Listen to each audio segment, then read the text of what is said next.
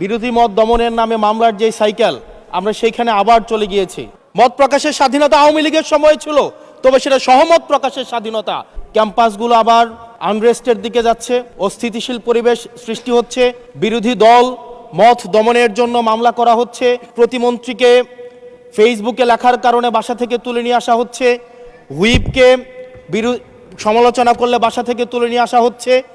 আবার আমরা আগের সংস্কৃতিতে আমরা চলে যাচ্ছি, যেখানে মাননীয় প্রধানমন্ত্রী নিজে কার্টুন শেয়ার করে বিভিন্ন স্যাটায়ার, বিভিন্ন মকারিকে প্রমোট করছে, বিরোধী মতকে প্রমোট করছে।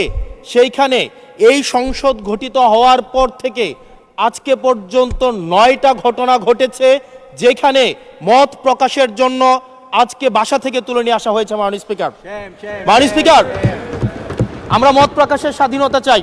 মত প্রকাশের স্বাধীনতা আগেও ছিল, মত প্রকাশের স্বাধীনতা আওয়ামী লীগের সময় ছিল, তবে সেটা সহমত প্রকাশের স্বাধীনতা। আমরা এই পার্লামেন্টের পরে আমরা শুধুমাত্র মত প্রকাশের স্বাধীনতা নয়, আমরা দ্বিমত প্রকাশের স্বাধীনতা চাই। আমরা এখানে দাঁড়িয়ে মাননীয় প্রধানমন্ত্রীর সমালোচনা করতে চাই, আমরা নির্ভয়ে ফেসবুকে আমরা ব্যাক স্পেস ব্যবহার করতে চাই না। কিন্তু আবার একটা ভয়ের পরিবেশ সৃষ্টি করা হচ্ছে, আবার একটা আতঙ্কের পরিবেশ সৃষ্টি করা হচ্ছে।